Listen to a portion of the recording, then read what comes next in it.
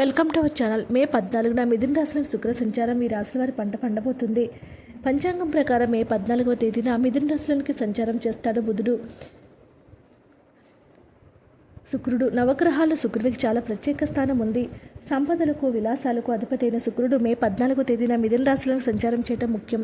ఈ రాశి వారికి అదృష్టాన్ని ఇస్తుంది. బుధుడి రాశిలోనికి శుక్రుడు ఉచ్చస్థితిలో ఉంటే ఆయా రాశుల వారికి కలిసి వస్తుంది. రాజభోగాలు ప్రాప్తిస్తాయి. అదే శుక్రుడు నీచస్థితిలో ఉంటే ఆయా రాశుల వారికి ప్రతికూల ఫలితాలు కూడా వస్తాయి. ఇక మే 14వ తేదీన శుక్రుడు బుధుని రాశి అయిన మిథున రాశిలోనికి సంచరించడం వల్ల లబ్ధి పొందే రాశుల గురించి తెలుసుకునే ప్రయత్నం చేద్దాం. వృషభ రాశి వారికి శుక్రుడు మిథున రాశిలో సంచారం చేయడం వల్ల సానుకూల ఫలితాలు ఇస్తుంది.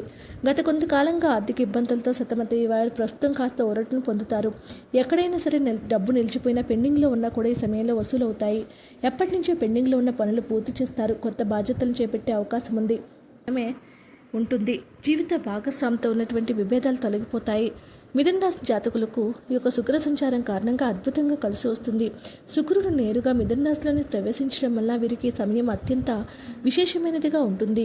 మిథున రాశి జాతకులకి ఆ సమయంలో ఆత్మవిశ్వాసం పెరుగుతుంది. కొత్తగా ఏదైనా వ్యాపారం ప్రారంభించాలనుకుంటే, ఉద్యోగం మారాలనుకుంటే ఇది మిథున రాశి వారికి పూర్తి సహకారాన్ని ఇస్తుంది. నిర్ణయాలు తీసుకోవడంలో ఈ రాశి వారికి మంచి సమయము. కమ్యూనికేషన్ రంగంలో ఉన్నవారికి, కళాకారులకు కూడా ఈ సంచారం ఎంతో మంచి చేస్తుంది. కుంభరాశి వారికి మిథున రాశిలో శుక్ర సంచారం కలిసి వస్తుంది. ఇది వీరికి అదృష్టాన్ని ఇస్తుంది.